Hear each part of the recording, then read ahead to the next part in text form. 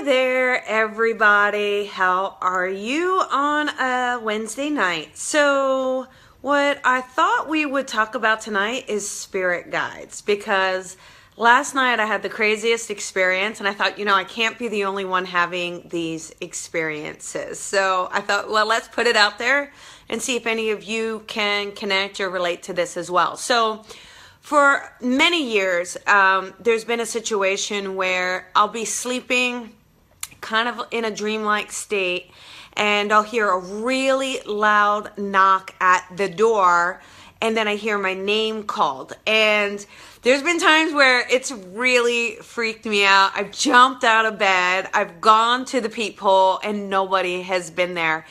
A few years ago, when I first started to study with Lisa Williams, that happened to me. I was living in an apartment in Culver City, and there was a loud knock at the door, and my name was called. And I was like, oh my goodness, it was like 2 in the morning.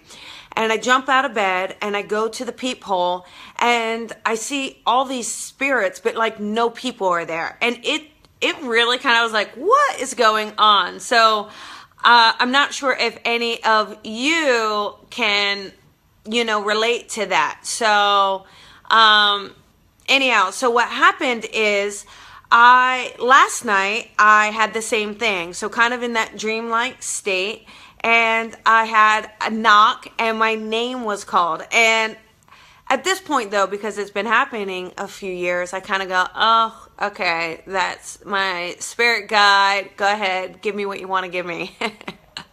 I at least know not to get out of bed now. But I was wondering if any of you kind of have that same feeling, where you hear your name called, or a loud knock or a bang. Maybe you're dreaming or not dreaming, but it really wakes you from that state, and it really calls you to attention. And I think that that's what happens when our guides are connecting to us. So, oh wow, Sherry, you heard a man's voice in the house 2 nights ago. Kept saying, hey.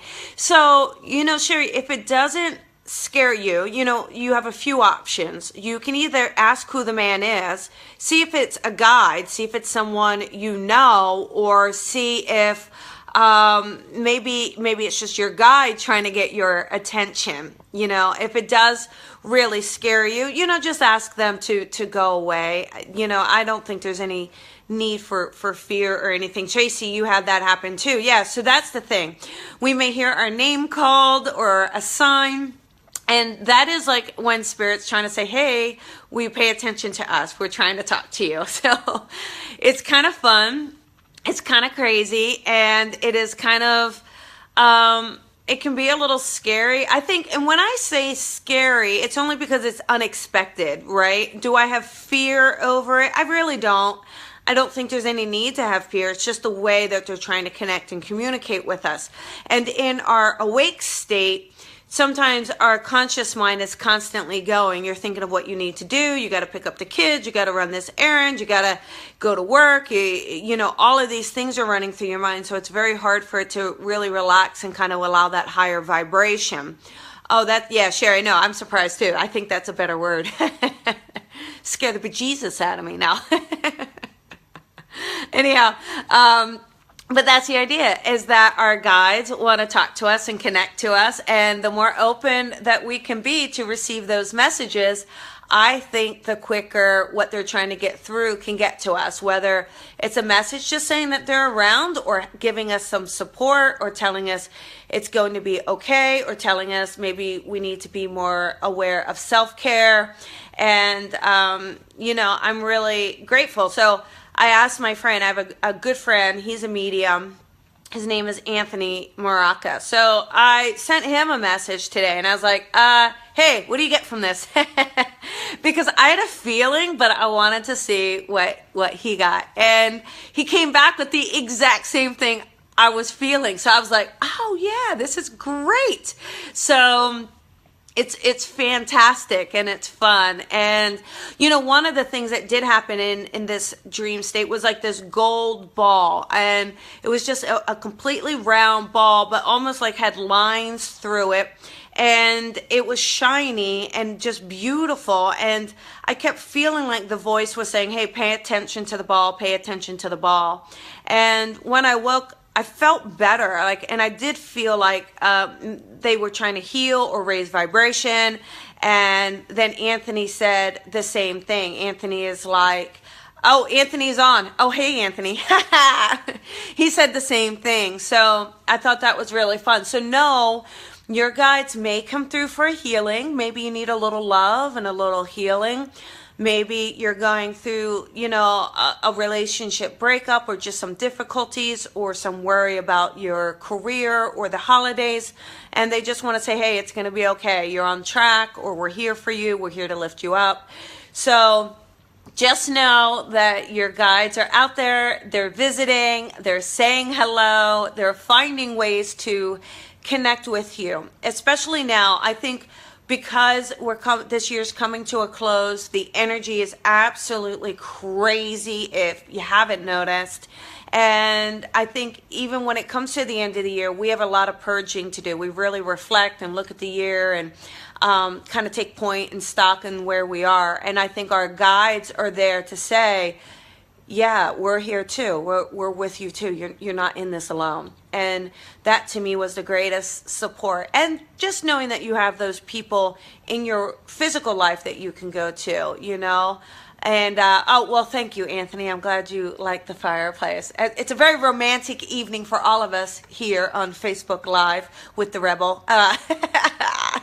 We're all having a good time. You want to see my tree? There's my tree. Oh, look at that. Got the decorations up.